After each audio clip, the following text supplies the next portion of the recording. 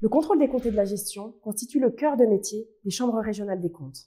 Chaque année, la Chambre définit de manière indépendante son programme de contrôle. Les structures de taille importante, comme la région, un département, un CHU ou une commune de plus de 100 000 habitants, sont en moyenne contrôlées tous les 5 ans, car c'est là que se posent les enjeux en matière financière. Les collectivités de plus petite taille, les associations ou encore les entreprises publiques locales peuvent également faire l'objet d'un contrôle. C'est notamment le cas si une situation financière dégradée a été identifiée ou si un signalement pour des faits de gestion irréguliers a été fait auprès de la Chambre. Dans le cadre d'un contrôle des comptes et de la gestion, des axes d'investigation sont incontournables.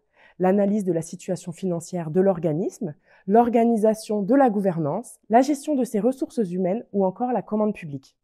D'autres axes peuvent néanmoins être investigués. Le contrôle va porter à la fois sur la régularité et la performance.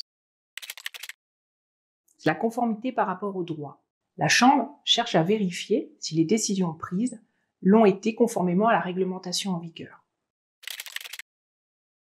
La performance, quant à elle, vise à vérifier que les moyens consacrés, alloués à la décision, sont proportionnés. Nous sommes davantage dans ce cas-là dans une logique de performance et de contrôle de gestion. La Chambre ne va jamais sur le champ de l'opportunité. L'opportunité consisterait à émettre une opinion sur une décision à la fois soutenable financièrement et régulière. Elle intervient comme un auditeur externe qui émet un avis collégial, indépendant et impartial sur la manière dont l'organisme est géré. Il ne s'agit pas d'une décision de justice et l'avis n'est pas contraignant. Toutefois, lorsque des irrégularités sont constatées et dans un but d'amélioration de la gestion, la Chambre reformule des invitations, voire des recommandations. Ces dernières, que l'on retrouve régulièrement dans la presse, ont un impact plus important que les invitations, car les collectivités doivent rendre des comptes sur la manière dont elles sont mises en œuvre. Si une irrégularité majeure est constatée, des suites contentieuses peuvent être données.